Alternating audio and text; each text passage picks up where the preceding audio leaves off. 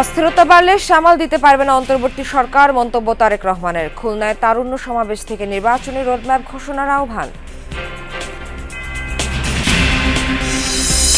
কুড়িগ্রাম সীমান্তে রাতের আঁধারে লোকজনকে বাংলাদেশে ঠেলে দিচ্ছে বিএসএফ। আতঙ্কিত স্থানীয়রা, টহল বাড়িয়েছে বিজিবি। বডি নামছে, উনি টাকা নিছে, রিসিভ করছে, ওইটা ওনার আরেক লোক দিয়ে আমাদেরকে পাঠিয়ে দিয়েছে। প্রায় সারা রাত হেঁটে 2 ঘন্টা 14 ঘন্টার মধ্যে ছিলেন, তারপরে তারা অপরিচিত জায়গায় আসে। রোহিঙ্গা যদি আছে এইভাবে ভারত থেকে, তাহলে আমরা কিভাবে তাদের কাছে রক্ষা পাবো? তারা তো কি করবে না করবে। স্থলবন্দর দিয়ে বাংলাদেশের গার্মেন্টস সহ বিভিন্ন পণ্য আমদানিতে নিষেধাজ্ঞা দিয়েছে ভারত। বহাল আছে নেপাল, ভুটানে রপ্তানির সুযোগ। মাছ শিকারে নিষেধাজ্ঞার 1 মাসেও সরকারি সহায়তা পাননি নোয়াখালীর জেলেরা। অভাব অনটনে কাটছে দিন। আমাদের জেলে কার্ড দিছে এরা, কিন্তু আমরা জেলে কার্ড পাইও সাইল পাই না। 5 টাকা সাহায্যতা পাইছি। মানুষের টাকা পয়সা পাইব, দোকানদাররা পাইব, গদিয়ালারা পাইব, বিভিন্ন ধরা ব্যাগ কিছু ধরা। মুক্তা চাষ এগিয়ে নিতে গোপালগঞ্জে পাইলট প্রকল্প। রপ্তানির মাধ্যমে এই খাত থেকে 1,500 কোটি টাকা আয় করা সম্ভব। মৎস্যজীবীরা এই পুকুরগুলোতে তাদের এই পুকুরের অন্যান্য কার্যক্রমের সাথে এই কার্যক্রমটি গ্রহণ করে তারা অর্থনৈতিকভাবে লাভবান হবে। ভারত পাকিস্তান যুদ্ধবিরতির মেয়াদ শেষ হচ্ছে আজ। পুনরায় আলোচনায় বসার কথা। সংঘাতের শঙ্কায় জম্মু কাশ্মীরে বাংকার বানানোর হিড়িক।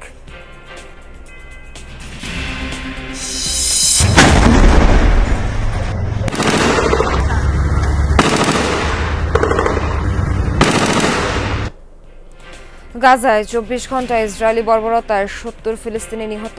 আরব লীগের সম্মেলনে নেতানিয়াহুর ওপর চাপ বাড়ানোর তাগিদ। হামাসকে দোষ দিলেন প্রেসিডেন্ট আব্বাস।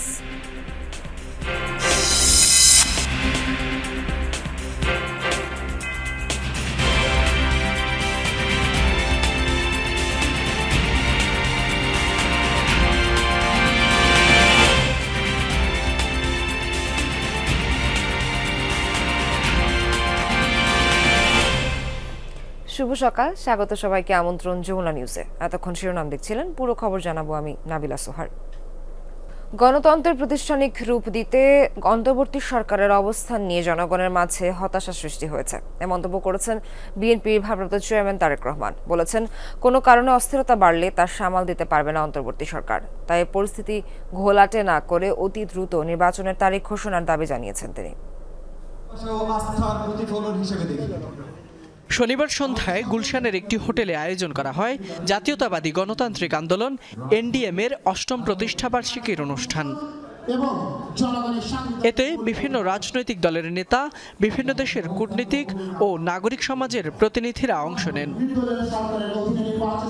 অনুষ্ঠানে এনডিএম-এর চেয়ারম্যান ববি হাজ্জাজ অন্তর্বর্তী সরকারের সমালোচনা করে বলেন, দেশের অভ্যন্তরীণ কোনো চুক্তি শুধুমাত্র নির্বাচিত সরকারই করতে পারে। এ সময় তিনি দ্রুত নির্বাচনের রোডম্যাপ ঘোষণারও দাবি জানান। একটি নির্দিষ্ট রাজনৈতিক দলকে প্রকাশ্য সমর্থন ও পৃষ্ঠপোষকতা প্রদান করা হচ্ছে। আজ এই মঞ্চে থেকে ইতিহাসের পাতায় লিপিবদ্ধ করার জন্য আমি স্পষ্ট করে বলতে চাই, জুলাই আন্দোলনের কোনো একক মালিক ছিল না। বিএনপির ভারপ্রাপ্ত চেয়ারম্যান তারেক রহমান বলেন, অন্তর্বর্তী সরকার 10 মাস পেরিয়ে গেলেও এখনও জুলাই অভ্যুত্থানের হতাহতদের তালিকা তৈরি করতে পারেনি। জুলাই আগস্টের হতাহতদের সঠিক তালিকা তৈরি করার চেয়ে অন্তর্বর্তীকালীন সরকারের কাছে করিডোর প্রদান কিংবা বন্দর ব্যবস্থাপনা বিদেশের হাতে তুলে দেওয়াটাকে বেশি প্রাধান্য বলে মনে হচ্ছে। আর পরিস্থিতি ঘোলাটে না করে অতি দ্রুত জাতীয় নির্বাচনের রোডম্যাপ ঘোষণার দাবি জানান বিএনপির ভারপ্রাপ্ত চেয়ারম্যান। অন্তর্বর্তীকালীন সরকারের প্রতি আবারও আহ্বান জানিয়ে বলব, পরিস্থিতি অযথা ঘোলাটে না করে জাতীয় নির্বাচনের সুস্পষ্ট তারিখ ঘোষণা করুন। জনগণের ভোটে জনগণের কাছে দায়বদ্ধ সরকার প্রতিষ্ঠা করা না গেলে পতিত পলাতক স্বৈরাচারকে মোকাবেলা করা সহজ হবে না। সরকার বিনিয়োগ নিয়ে জাঁকজমকপূর্ণ আয়োজন করলেও কাঙ্ক্ষিত বিনিয়োগ আসেনি বলেও অভিযোগ করেন তারেক রহমান। দেশি বিদেশি বিনিয়োগ পরিবেশ নিশ্চিত করার জন্য জনগণের ভোটে নির্বাচিত জনগণের কাছে জবাবদিহিমূলক সরকার প্রতিষ্ঠা অত্যন্ত জরুরি। ফয়সাল মাহমুদ, যমুনা নিউজ, ঢাকা। বন্দর করিডোর নিয়ে সিদ্ধান্ত নয়, অন্তর্বর্তী সরকারের একমাত্র ম্যান্ডেট হওয়া উচিত সুষ্ঠু নির্বাচন। খুলনার তারুণ্য সমাবেশে মন্তব্য করেছেন বিএনপির স্থায়ী কমিটির সদস্য সালাউদ্দিন আহমেদ। উপদেষ্টা পরিষদে থাকা 2 ছাত্রনেতার কারণে সরকারের নিরপেক্ষতা নিয়ে প্রশ্ন উঠছে বলেও মন্তব্য করেন তিনি। এই জনস্রোত এসেছে বাগেরহাট, সাতক্ষীরা আর যশোর থেকে, এসেছে পিরোজপুর, ভোলা আর পটুয়াখালী থেকেও। কাঠফাটা রোদ উপেক্ষা করেই বিএনপি নেতাকর্মী সমর্থকদের ঢল এক হয় খুলনার সার্কিট হাউস মাঠে তারুণ্য সমাবেশে। খণ্ড খণ্ড মিছিল নিয়ে সমাবেশস্থলে জড়ো হন তৃণমূল নেতাকর্মীরা। জানান তরুণদের রাজনৈতিক অধিকার আদায়ে এই আয়োজন। বলেন দেশ বিরোধী যে কোনো ষড়যন্ত্র রুখে দিতে প্রস্তুত তরুণরা। কোন ষড়যন্ত্রে পা দেবেন না, তাহলে ছাত্রলীগের আপনাদেরকে দেশ থেকে বিতাড়িত করা হবে। মে মাসের মধ্যেই নির্বাচনের রোডম্যাপ ঘোষণা করতে হবে। সমাবেশের প্রধান অতিথি দলটির স্থায়ী কমিটির সদস্য সালাউদ্দিন আহমদ আওয়ামী লীগের আমলের অত্যাচার আর আর্থিক দুর্নীতির চিত্র তুলে ধরেন। বলেন বন্দর করিডোর নিয়ে সিদ্ধান্ত নয়, বরং সুষ্ঠু নির্বাচন আয়োজন করাই অন্তর্বর্তী সরকারের একমাত্র ম্যান্ডেট হওয়া উচিত। বাংলাদেশের সমুদ্র বন্দর, নদী বন্দর, করিডোর সব বিদেশিদের হাতে হস্তান্তর করবেন। কি চুক্তি করে এসেছেন? কি এখতিয়ার আছে আপনার? কি ম্যান্ডেট নিয়ে এসেছেন? আপনার একমাত্র ম্যান্ডেট বাংলাদেশে একটি সাধারণ নির্বাচন অনুষ্ঠান করা। সরকারের নিরপেক্ষতা ধরে রাখতে উপদেষ্টা কমিটি 2 ছাত্রনেতার পদত্যাগ করা উচিত বলেও মন্তব্য করেন তিনি। যদি আপনি নিরপেক্ষতা বজায় রাখতে চান, তাহলে সেই এনসিপি মার্কা 2 জনকে পদত্যাগ করতে বলুন। যদি পদত্যাগ না করে আপনি বিদায় করুন। এছাড়া সরকারের নিরাপত্তা উপদেষ্টা নিয়েও প্রশ্ন তোলেন সালাউদ্দিন আহমদ। জাতীয় নিরাপত্তা উপদেষ্টা হয় নিজে পদত্যাগ করবে, না হয় আপনি তাকে বিদায় করবেন। এই দেশের নিরাপত্তা সংক্রান্ত কোন জাতীয় দায়িত্ব বিদেশি নাগরিকের হাতে থাকতে পারে না। এই সরকারের আমলে নির্বাচনের জন্য যদি রাজপথে নামতে হয়, তা জাতির জন্য দুর্ভাগ্যজনক হবে। তারুণ্যের সমাবেশ থেকেই এমন মন্তব্য করেন বিএনপির এই নেতা। যদি কোনোদিন নির্বাচনের দাবিতে এই অন্তর্বর্তীকালীন সরকারকে ঘেরাও করতে হয়, হুমায়ুন রশিদ, যমুনা নিউজ। আমাদের জাতির জন্য একটি দুর্ভাগ্য। কুড়িগ্রাম সীমান্ত দিয়ে বেড়েছে পুশিনের ঘটনা। রাতের আঁধারে লোকজনকে বাংলাদেশ অংশে ঠেলে দিচ্ছে ভারতীয় সীমান্তরক্ষী বাহিনী বিএসএফ। এতে আতঙ্ক বেড়েছে স্থানীয়দের মধ্যে। একই সাথে সীমান্ত পথে বেড়েছে মাদক ও চোরাচালান। জনগণকে সাথে নিয়ে সীমান্ত নিরাপত্তা জোরদারের কথা জানিয়েছে বিজিবি। মাদক ও চোরাচালানের অন্যতম একটি রুট কুড়িগ্রামের সীমান্তবর্তী এলাকা। এর সাথে নতুন করে যুক্ত হয়েছে পুশহীন আতঙ্ক। আগে থেকেই সীমান্ত এলাকায় জড়ো করা লোকজনকে রাতের আধারে ঠেলে দেয়া হচ্ছে বাংলাদেশের দিকে। মিয়ানমারের সংঘর্ষে ঘরবাড়ি হারিয়ে ভারতে আশ্রয় নিয়েছিল মাহমুদুল্লাহ ও রোমানা বেগম দম্পতি। গেল 7 মে ভাওয়ালকুড়ি সীমান্ত দিয়ে রাতের আধারে তাদের পরিবারের 5 সদস্যকে পুশহীন করে বিএসএফ। 3 ঘন্টা গাড়ি চালাইছে, গাড়ি চালাই বলে আড়াই রানির ফড়ে ভার করে দিয়ে আরা হনিবারি বাংলাদেশ নো হনিবারি ইন্ডিয়া নো হবে। রাত্রে চোখ বেঁধে প্রায় সারা রাত হেঁটে 2 ঘন্টা 14 ঘন্টার মধ্যে ছিলেন। তারপরে তারা অপরিচিত এক জায়গায় আসে। সকালবেলা যখন আমাদের খবর দেয়, তখন পরে আমরা বুঝতে পারি আমাদের সামনে তারা এসেছে। ওনারা বুঝতে পারে বাংলাদেশ। জেলার 7 উপজেলার সাথে ভারতের আসাম, পশ্চিমবঙ্গ ও মেঘালয় রাজ্যের সীমান্ত রয়েছে। এর মধ্যে স্থল ও নদীপথে 50 থেকে 60 কিলোমিটার অংশে নেই কাঁটাতার। চলতি মাসে বিভিন্ন সীমান্ত দিয়ে ভারতে থাকা 36 রোহিঙ্গা সহ 44 জনকে পুশহীন করে বিএসএফ। পূব দিক থেকে 30-40 জন লোক আসতে আছে। সব আমি নিজে দেখলাম। আরো মানুষ খারাপ হলো, আরো মানুষ জিজ্ঞেস করলো এই তোর বাড়ি গড়াই, ওরা ফির কথা বলতে পারে না। রোহিঙ্গা যদি আছে এইভাবে ভারত থেকে, তাহলে আমরা কিভাবে তাদের কাছে রক্ষা পাবো? তারা তো কি করবে না করবে এত কিছু আমরা বুঝতে পারতেছি না। শুধু পুশহীন নয়, সীমান্ত এলাকায় ব্যাপকভাবে বৃদ্ধি পেয়েছে মানব পাচার ও চোরাচালান। বলা হয়েছে যে আমরা 4 জন একসাথে আমার স্বামীর কাছে আমার নিব, তারপরে তিনজনরা আলাদা করে মনে করেন আলাদা করে রাখছে, আমার আলাদা করে রাখছে। বডি নামছে, উনি টাকা নিছে, রিসিভ করছে, ওইটা ওনার আরেক লোক দিয়া আমাদেরকে পাঠাই দিয়েছে এবং উনি সিংমারি পর্যন্ত আনছে ভারতের আইনা। ওর ওই দ্বিতীয় লোক আবার তৃতীয় লোক দিয়ে সে চলে গেছে। জনগণ ও সীমান্তের নিরাপত্তা নিশ্চিতে টহল জোরদারের কথা জানিয়েছেন বিজিবি মহাপরিচালক। আমাদের বর্ডারটা এত বিস্তৃত, আসলে প্রতিটি জায়গা তো গার্ড করা সম্ভব না। এজন্যই আমরা জনগণের সাহায্য চেয়েছি, আনসারের সাহায্য নিচ্ছি। তবে আমাদের দেশের জন্য, জাতির জন্য ক্ষতিকর হবে এমন কোনো কিছু যেন না হয়, সেজন্যই আমরা জোরদার নিরাপত্তা নিশ্চিত করার চেষ্টা করছি। জেলা পুলিশ বলছে 2020 থেকে 2025 সাল পর্যন্ত পাসপোর্ট আইনে কুড়িগ্রামে 65টি মামলা এখনো বিচারাধীন। সাইফ আহমেদ, যমুনা নিউজ। ভারতের স্থলবন্দর দিয়ে বাংলাদেশি পোশাক, সুতা, প্লাস্টিক পণ্য ও জুস ও কনফেকশনারি সহ বেশ কিছু পণ্য আমদানি বন্ধ করল ভারত। শনিবার এই নির্দেশনা জারি করে ভারতের বাণিজ্য মন্ত্রণালয়। বলা হয়, শুধু নাভা সেবা এবং কলকাতা সমুদ্র বন্দর ছাড়া অন্য কোনো বন্দর দিয়ে বাংলাদেশি তৈরি পোশাক আমদানি করা যাবে না। ভারতের বৈদেশিক বাণিজ্য দপ্তর ডিজিএফটি জানিয়েছে, তৈরি পোশাক ছাড়াও ফল, প্রক্রিয়াজাত খাদ্য, তুলা, প্লাস্টিক এবং পিভিসি দিয়ে তৈরি জিনিস, রঞ্জকের মতো পণ্য, কাঠের আসবাবপত্র বাংলাদেশ থেকে আসাম, মিজোরাম, মেঘালয় কিংবা ত্রিপুরার কোনো শুল্ক কেন্দ্রে প্রবেশ করতে পারবে না। তবে ভারত হয়ে নেপাল বা ভুটানে এসব পণ্য যাওয়ার ব্যাপারে কোনো নিষেধাজ্ঞা থাকছে না। এর আগে গত মাসে আকাশপথে তৃতীয় দেশে পণ্য রপ্তানির জন্য বাংলাদেশকে ট্রান্সশিপমেন্ট সুবিধা দেওয়া বন্ধ করে দিয়েছিল ভারত।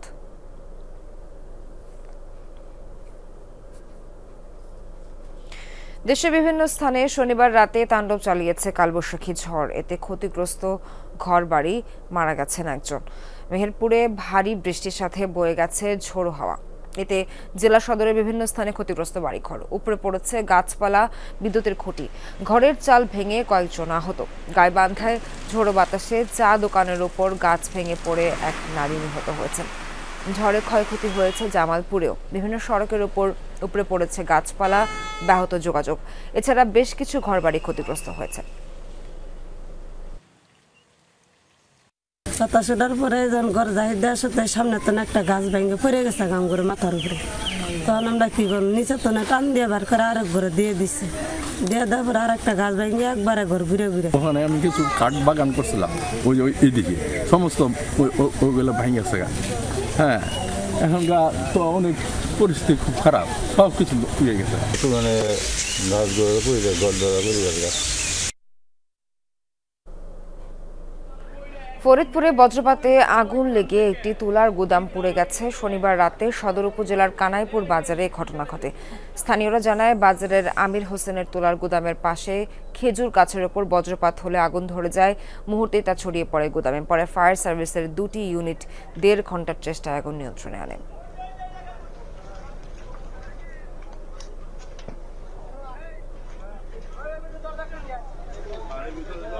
এই বিষয়ে সবশেষ তথ্য দিতে জামালপুর থেকে ফোনে যুক্ত হচ্ছেন সহকর্মী সাগর ফরাজি।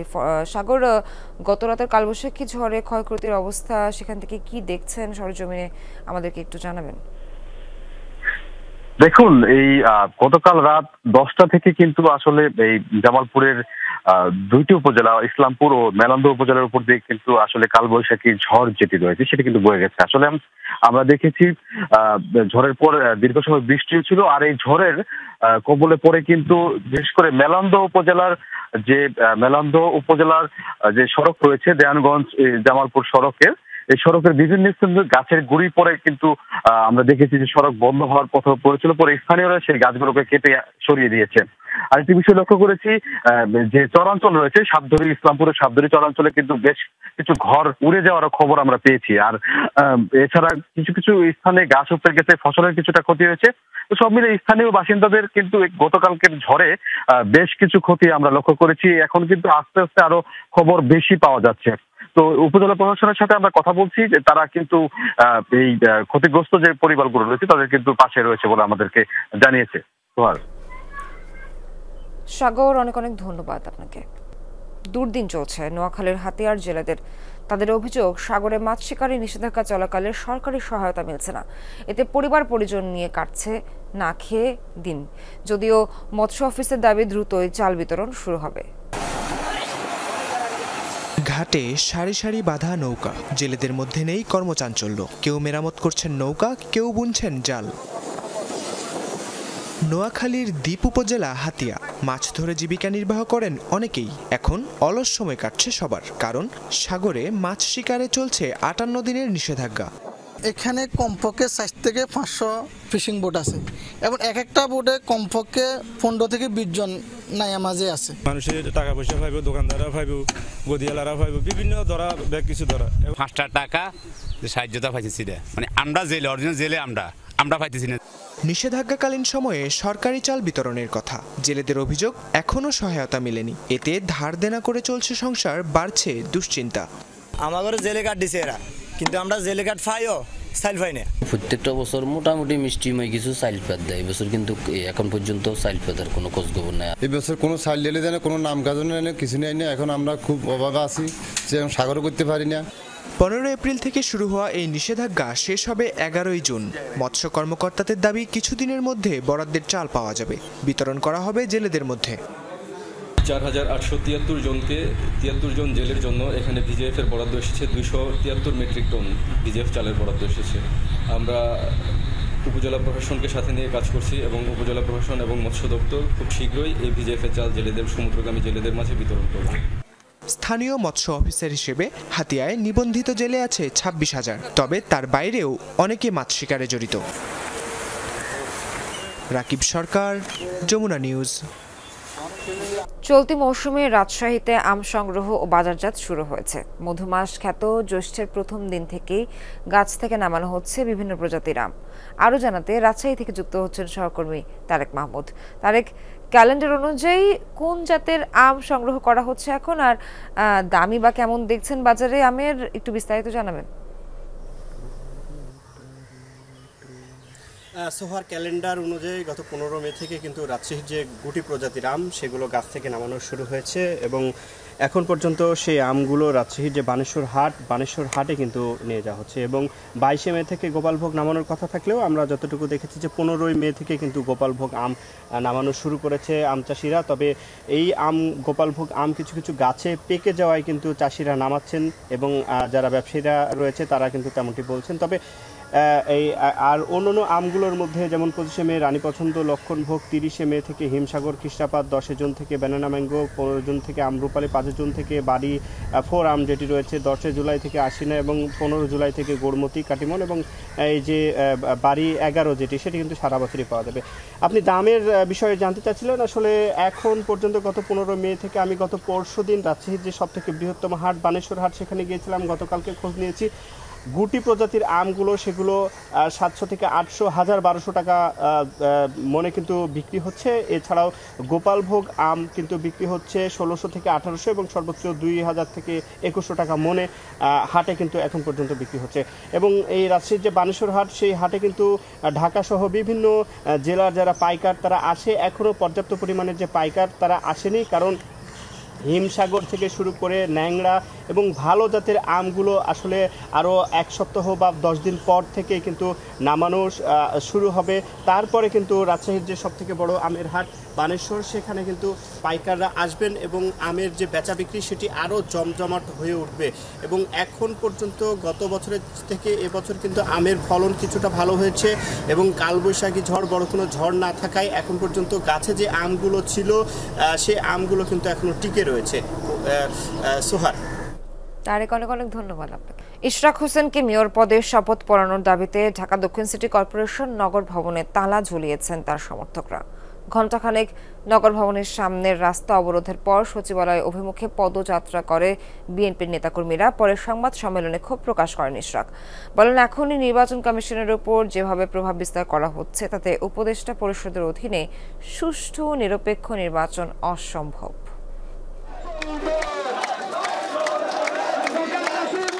বিএনপি নেতা ইশরাক হোসেনকে ঢাকা দক্ষিণ সিটি কর্পোরেশনের মেয়র পদে শপথের ব্যবস্থা করার দাবিতে নগর ভবনের গেটে তালা ঝুলিয়ে দেয় বিএনপি ও এর অঙ্গ সংগঠনের নেতাকর্মী ও সমর্থকরা। অবরোধ করে রাখা হয় নগর ভবনের সামনের সড়কটি।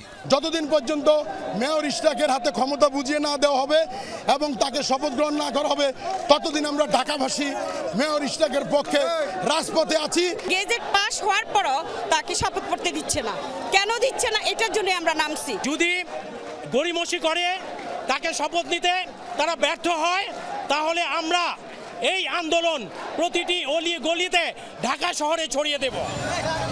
পরে সচিবালয় অভিমুখে লং মার্চ শুরু হলেও 0 পয়েন্ট পল্টন মোড় হয়ে প্রেস ক্লাবে যান আন্দোলনকারীরা। এ সময় আইন উপদেষ্টা ও স্থানীয় সরকার উপদেষ্টার বিরুদ্ধে স্লোগান দেন তারা। তার জনপ্রিয়তাকে হিংসা করে কিছু দুষ্কৃতিকারীরা তাকে শপথ নিতে নানা তালবাহানা করছে। আসিফ নজরুল তো চিফ এবং অন্যান্য যারা আছে তাদেরকে আমরা সাবধান করে দিয়ে বলতে চাই যে উপদেষ্টা যা করতেছে এটা ঠিক নয়। ষড়যন্ত্রের কারণেই ইন্ধনেই আজকে ইশরাককে তার পথ বুঝিয়ে দেওয়া হচ্ছে না, তার শপথ করানো হচ্ছে না। সরকারের ভেতর একটি সরকার রয়েছে যারা এখন দলীয় আচরণ করছে। সন্ধ্যায় জাতীয় প্রেস ক্লাবে সংবাদ সম্মেলন ডাকেন ইশরাক হোসেন। অভিযোগ করেন আদালতের রায় এবং নির্বাচন কমিশনের গেজেটের পরও বিএনপি প্রার্থী হওয়ায় তাকে শপথ পড়ানোতে কালক্ষেপণ করছে সরকার। নতুন করে নির্বাচনের প্রস্তাবের নিন্দাও জানান তিনি। এনসিপি একটি তারা বিবৃতি দেয়, সেখানে বলা হয় যে এরকম এই রায়ের বিষয়ে পর্যবেক্ষণ করা হয়, এমনকি যে বিচারক তার ব্যাপারেও বিষোদ্গার করা হয়। দলীয় ব্যক্তিদেরকে প্রশাসক হিসেবে বসাবে এবং আগামী নির্বাচনের সময় একটা ফায়দা লুটবে এবং বর্তমানে যে অর্থনৈতিক লুটপাট চলছে সেগুলা চলমান রাখার জন্য তারা এখন আমাকে বাধা প্রদান করার সিদ্ধান্ত নিয়েছে। দ্রুতই মেয়র হিসেবে শপথ পড়ানোর দাবি জানিয়ে ইশরাক হোসেন বলেন, আদালতের রায়ের পরও নির্বাচনকে অবৈধ বলা আদালত অবমাননার শামিল। এই উপদেষ্টা পরিষদের অধীনে একটি সঠিক সুস্থ নিরপেক্ষ জাতীয় নির্বাচন স্পষ্টতই দেখতে পাচ্ছে এটি সম্ভব নয়। শওকত মঞ্জুর শান্ত, যমুনা নিউজ, ঢাকা। শিক্ষার্থীদের নিরাপত্তায় ক্যাম্পাস পুলিশ গঠন নিয়ে ভাবছে ঢাকা বিশ্ববিদ্যালয় কর্তৃপক্ষ। রোববার প্রধান উপদেষ্টার বিশেষ সহকারীর সঙ্গে বৈঠকে বিষয়টি নিয়ে আলোচনা হতে পারে বলে জানিয়েছেন উপাচার্য ডক্টর নিয়াজ আহমেদ খান। আর সাম্য হত্যার ঘটনায় সব দিক বিবেচনায় নিয়ে তদন্ত করা হচ্ছে বলেও জানান ডিএমপি কমিশনার। তার প্রত্যাশা, রিমান্ডে আটককৃতদের কাছ থেকে নতুন তথ্য পাওয়া যাবে। সোহরাওয়ার্দী উদ্যানে ঢাকা বিশ্ববিদ্যালয় শিক্ষার্থী শাহরিয়ার আলম সাম্য হত্যার ঘটনায় আবারও প্রশ্নের মুখে শিক্ষার্থীদের নিরাপত্তা। সেসব বিষয় নিয়ে আলোচনার জন্যই শনিবার বিকেলে উপাচার্যের সঙ্গে বৈঠক করতে তার কার্যালয়ে আসেন ডিএমপি কমিশনার শেখ মোহাম্মদ সাজ্জাদ আলী। ঘণ্টাখানেকের বৈঠক শেষে গণমাধ্যমের সঙ্গে কথা বলেন পুলিশ কর্মকর্তারা। সকল রকমের অ্যাঙ্গেল, বিশেষ করে মহসিন হলের মাঠের অ্যাঙ্গেল একটা বিষয় ছিল, আইআরের যে নবীনবরণের ঘটনা ছিল সেইটা, এবং ওই সময়ে যেটা সোহরাওয়ার্দী যেটা 12টার সময় যেটা মোটরসাইকেল 2-3টা ছিল এবং আরও কিছু লোকজন ওইখানে ছিল যেটা আমরা ওই সময় প্রত্যক্ষদর্শী যারা ছিল তাদের কাছ থেকে শুনেছি। এই সবগুলো বিষয়গুলো নিয়ে আমরা কিন্তু খতিয়ে দেখছি একেবারে নিবিড়ভাবে। এই বিষয়গুলো যখন আমরা একত্রিত করব এবং আগামীকালকে তাদেরকে রিমান্ডে পাবো, এই সব কিছু নিয়ে আমরা একটা কনক্লুশনে ইনশাল্লাহ পৌঁছে যাব আমি বিশ্বাস করি। সাম্য হত্যায় জড়িত সন্দেহে গ্রেফতার কয়েকজনকে এরই মধ্যে রিমান্ডে পেয়েছে পুলিশ। তাদের কাছ থেকে গুরুত্বপূর্ণ তথ্য পাওয়া যাবে বলে আশা ডিএমপি কমিশনারের। সবার সাথে বসে যদি মনে করেন যে ক্যাম্পাস পুলিশের প্রয়োজন, তাহলে আগামীকাল অথবা না হলে পরবর্তী যে কোনো সময়ে আপনি স্বরাষ্ট্র মন্ত্রণালয়ের মাননীয় উপদেষ্টার সাথে কথা বলে বা ওখানে একটা মিটিং ডেকে আমরা সবাই থাকবো, আপনি যদি একমত হন তাহলে সেখানে প্রস্তাবটা উঠাতে পারেন। ঢাকা বিশ্ববিদ্যালয় উপাচার্য বলেন, নিরাপদ ক্যাম্পাস নিশ্চিত করা সবচেয়ে গুরুত্বপূর্ণ। এজন্য নেয়া নানা উদ্যোগের কথা জানান তিনি।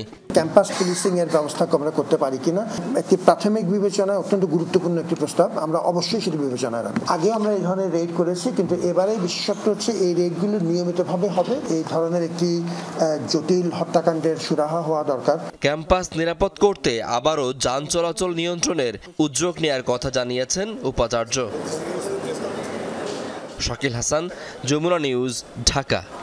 সরকারি 1 কিলোমিটার রাস্তা দীর্ঘদিন ধরে বেদখল। গত 16 বছর আওয়ামী লীগের দাপট দেখিয়ে রাস্তা বন্ধ করে বাড়িঘর এবং বৃক্ষরোপণ করেছে দখলদাররা। 5 আগস্ট পরবর্তী সময়ে ইসল্যান্ড অফিস থেকে তদন্ত করে সত্যতা পেলেও উদ্ধার করা হচ্ছে না রাস্তাটি। ঘটনাটি রংপুরের মিঠাপুকুরের পায়রা বন্দরের।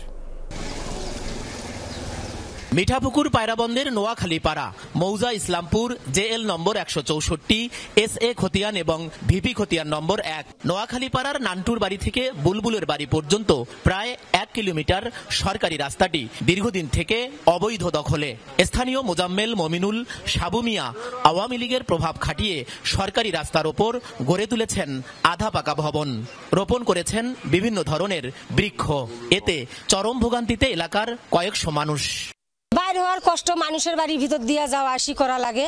মানুষেরা যদি গেট লাগে দেয় তো আমরা যাই কেমন করে? এখনো ওরা ওই পূর্ব আওয়ামী লীগের প্রভাব ধরে আছে, যার কারণে রাস্তাটা এখনো হইতে দিতেছে না। চেয়ারম্যানে ছিল, চেয়ারম্যান আসিয়ে বলছে যে আমরা বের করে দেবো, ওরা বসিয়ে যে গাছ কাটবো, পরে আর গাছও কাটেনি, কোনো ইয়েও হয়নি। বেলবাড়ি থেকে নোয়াখালী পাড়া পর্যন্ত পুরাটা রাস্তা চাই আমরা, কিন্তু শুধু যে স্পেসিফিক ভাবে অল্প একটু জায়গা এটা আমরা চাই না। আশিকুর রহমান ছিল তখন তোমাদের ডাইন হাত বাঁ হাত ছিল, তোমরা আমাদের কোনো কাজই করতে দাওনি, যখন তখন লাঠি নিয়ে এসে ধরাধরি মারামারি করছো এই জায়গাতে। দখলকারীদের দাবি, রাস্তার বিষয়টি তাদের জানা ছিল না, সরকার উদ্যোগ নিলে ছেড়ে দেওয়ারও কথা বলেন তারা। বেলবাড়ি থেকে শুরু করে নোয়াখালী পাড়া, নোয়াখালী পাড়া থেকে শুরু করে বেলবাড়ি, যতটা বাড়ি রাস্তার মধ্যে পড়বে সবাই যদি ভাঙে আমি ভাঙতে বাধ্য। কেউ না ভাঙলে আমি কেন একা ভাঙবো? আপনি শুরু থেকে রাস্তাটা বের করেন, আমার বাড়ি সরাইতে সময় লাগবে না। জানতে পারবেন না গাছ মনে বাড়ি পড়ছে, এখন যদি সবাই যদি মনে করেন ক্লিয়ার করে দেয়, আমি দিয়ে দেবো। গেল 28 এপ্রিল পুনরায় তদন্তের পর এসিল্যান্ডের কাছে রাস্তাটি সরকারি হিসেবে উল্লেখ করে উদ্ধারের জন্য প্রতিবেদন দেয় ইউনিয়ন ভূমি সহকারী কর্মকর্তা। প্রতিবেদনটি পাঠানো হয় ইউএনওর কাছেও। উচ্ছেদের জন্য নোটিশ দিব, নোটিশ দিয়ে তারপর উচ্ছেদ করবো আর কি। বিবাদী পক্ষের কথাও শুনবো, তাদের পক্ষ থেকে যদি কোনো বক্তব্য থাকে। নূর ইসলাম সহ কয়েকজন একটা আবেদন পেয়েছি। আবেদনের প্রেক্ষিতে সহকারী কমিশনার ভূমি, যেটা হচ্ছে ইউনিয়ন, যে আমাদের ইউএলও বলে, তাকে সরজমিনে যাচাই তদন্তের জন্য দিয়েছিলাম এবং ওনার তদন্ত প্রতিবেদনটা আমরা পেয়েছি। তদন্ত প্রতিবেদনে আমরা সত্যতা পেয়েছি। ভুক্তভোগীদের দাবি, 5 আগস্ট পরবর্তী সময়ে সরকারি রাস্তা উদ্ধারে সংশ্লিষ্ট কর্তৃপক্ষের উদাসীনতায় আশাহত তারা। সরকার, মাঝারুল মান্নান, যমুনা নিউজ, রংপুর। নির্মাণের 7 বছরেও চালু হয়নি সিরাজগঞ্জ বায়ুবিদ্যুৎ কেন্দ্র। ঠিকাদার প্রতিষ্ঠান এখনো হস্তান্তর করেনি পিডিবিকে। এতে 42 কোটি টাকার প্রকল্পটি নিয়ে উঠছে নানা প্রশ্ন। নির্মাতা প্রতিষ্ঠান জানিয়েছে 2 মেগাওয়াট বিদ্যুৎ উৎপাদনের টার্গেট থাকলেও বর্তমানে সেই লক্ষ্য পূরণ সম্ভব নয়। যমুনা নদীর পশ্চিম তীর ঘেঁষে সারি সারি বায়ুকল। জায়গাটি সিরাজগঞ্জ শহরের মালসাপাড়া। প্যান এশিয়া পাওয়ার সার্ভিস লিমিটেড নির্মাণ করছিল বায়ু বিদ্যুৎ কেন্দ্রটি। 2018 সালে শুরু হওয়া এই প্রকল্পের ব্যয় ধরা হয় 42 কোটি টাকা।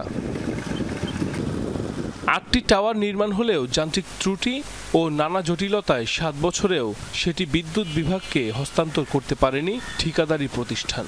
অথচ 1 বছরের মধ্যেই বুঝিয়ে দেওয়ার কথা ছিল। সক্ষমতাও নির্ধারণ করা হয়েছিল 2 মেগাওয়াট বিদ্যুৎ উৎপাদনের।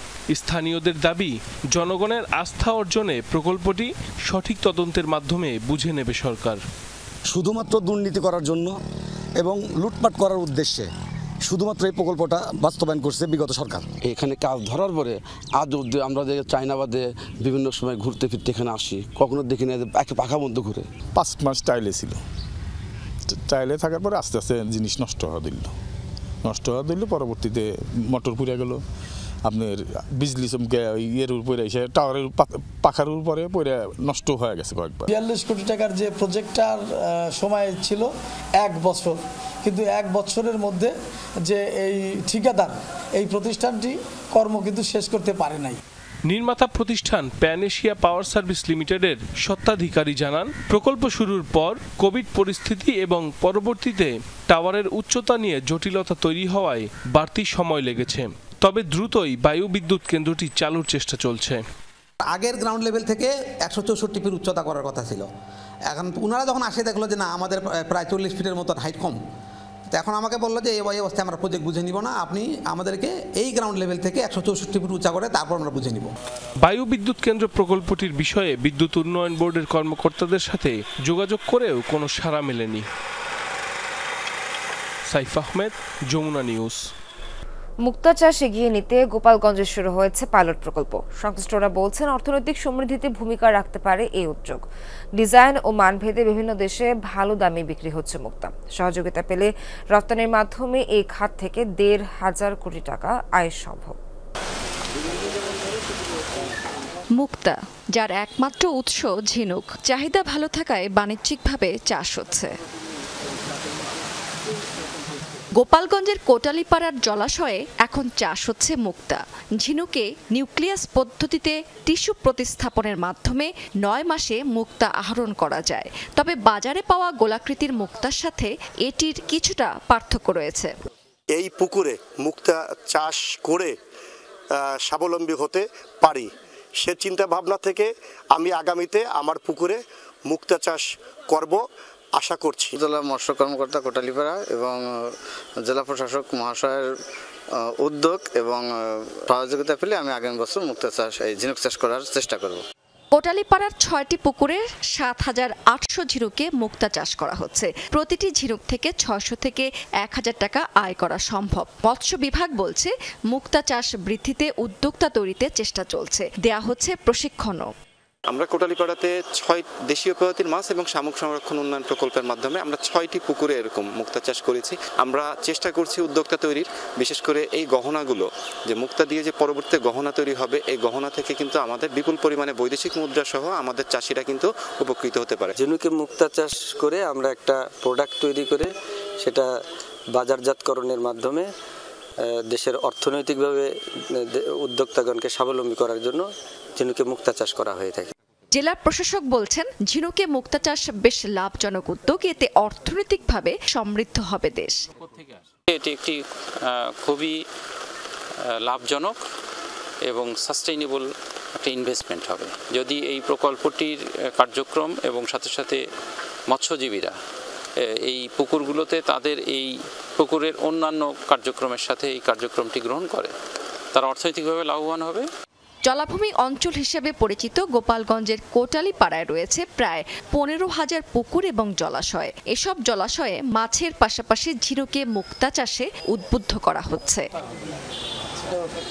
রাবেয়া স্মৃতি, যমুনা নিউজ। আজ শেষ হতে যাচ্ছে ভারত পাকিস্তান যুদ্ধবিরতি চুক্তির মেয়াদ। দুদেশের প্রশাসনের তরফ থেকে মেয়াদ বৃদ্ধির বিষয়ে এখনও কিছু জানানো হয়নি। শিগগিরই বৈঠকে বসার কথা দিল্লি ও ইসলামাবাদের সামরিক অভিযান পরিচালনাকারী মহাপরিচালকদের। কবে বা কোথায় হবে আলোচনা তা নিশ্চিত করেনি কোনো পক্ষই। তবে শুক্রবার ভারতের প্রতিরক্ষা মন্ত্রী রাজনাথ সিং জানান, এখনও শেষ হয়নি অপারেশন সিন্দুর। 7 মে পাকিস্তান ভূখণ্ডে অভিযান শুরু করে ভারত। অপারেশন বিনিয়ান মুন মারসুসের মাধ্যমে পাল্টা জবাব দেয় ইসলামাবাদ। 4 দিনের যুদ্ধ শেষে যুক্তরাষ্ট্রের মধ্যস্থতায় 10 মে ঘোষণা করা হয় যুদ্ধবিরতি। যে কোনো মুহূর্তে আবারও হামলার শঙ্কায় ভারত নিয়ন্ত্রিত জম্মু কাশ্মীরে চলছে বাংকার বানানোর হিড়িক। বাড়ি বাড়ি নিজ উদ্যোগে নিরাপদ আশ্রয় তৈরি করছেন বাসিন্দারা। অন্যদিকে পাকিস্তান নিয়ন্ত্রিত আজাদ কাশ্মীরেও বাসিন্দাদের দিন কাটছে আতঙ্কে।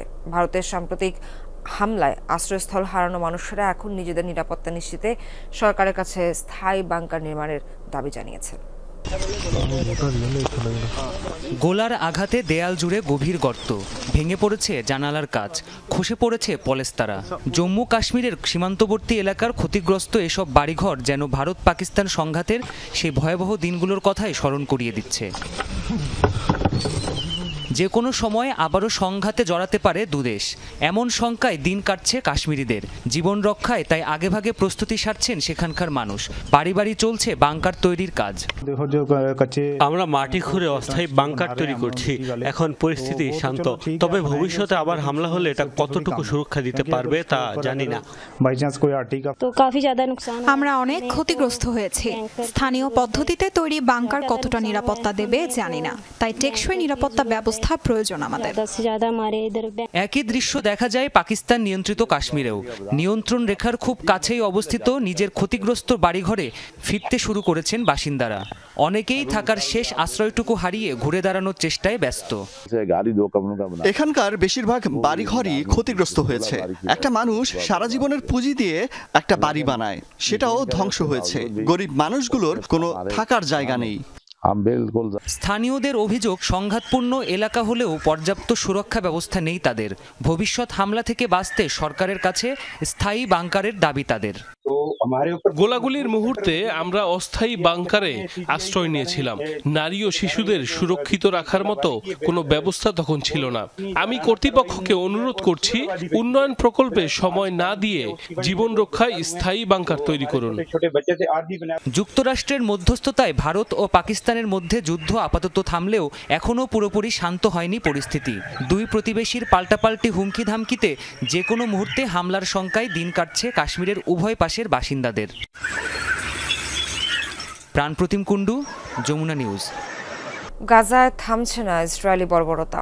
অপারেশন গিডিয়ন্স চ্যারিয়ট এ তৃতীয় দিনে প্রাণ হারিয়েছেন কমপক্ষে 70 ফিলিস্তিনি। দক্ষিণে খান ইউনিসের নিরাপদ অঞ্চল হিসেবে ঘোষিত আল মাওয়াসিতে নতুন করে সহিংসতা চালিয়েছে তেল আবিব। নিহত হয়েছে কমপক্ষে 36 জন। শরণার্থী শিবিরে চালানো এই হামলায় আহত বহু মানুষ। কুয়েতি ফিল্ড হাসপাতাল এবং নাসের হাসপাতালে চিকিৎসাধীন তারা। ভয়াবহ হামলার শিকার উত্তর গাজার জাবালিয়া। ধ্বংসস্তূপের নিচ থেকে উদ্ধার করা হয়েছে 4 শিশুর মরদেহ।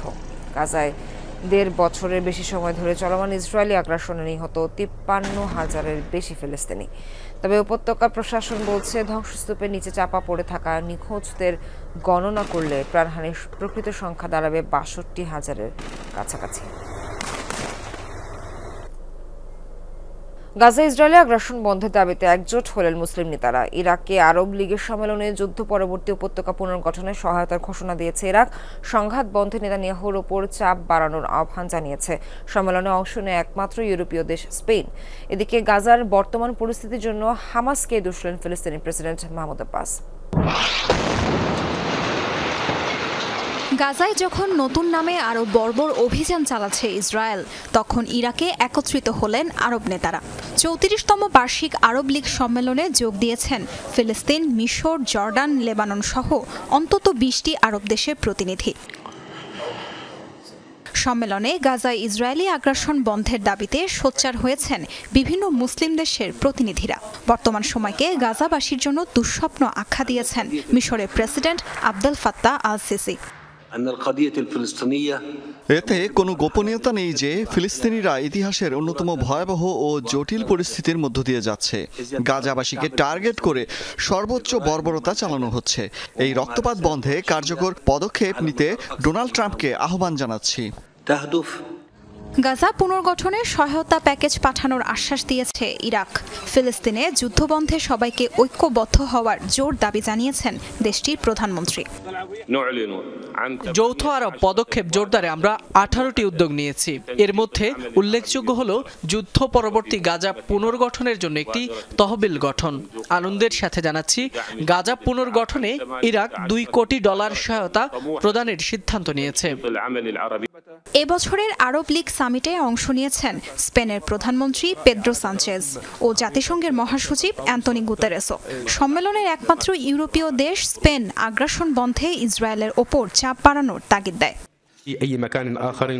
ফিলিস্তিনে আমাদের চোখের সামনে রক্তপাত হচ্ছে, বিষয়টি উপেক্ষা করার মতো নয়। গাজায় ইসরায়েলি আগ্রাসন বন্ধে তেল আবিবের ওপর বিশ্ব নেতাদের চাপ প্রয়োগের আহ্বান জানাচ্ছি। জাতিসংঘের কাছে আমরা একটি প্রতিবেদন জমা দিব, যেখানে উল্লেখ করা হবে ইসরায়েল কতভাবে আন্তর্জাতিক আইন লঙ্ঘন করছে। এদিকে ফিলিস্তিন প্রেসিডেন্ট মাহমুদ আব্বাস গাজার বর্তমান পরিস্থিতির জন্য হামাসকেই দায়ী করেছেন। ফিলিস্তিনি স্বাধীনতাকামী এই গোষ্ঠীকে অস্ত্র জমা দেওয়ার আহ্বানও জানান তিনি। তাসরিয়ান সোবহান, যমুনা নিউজ।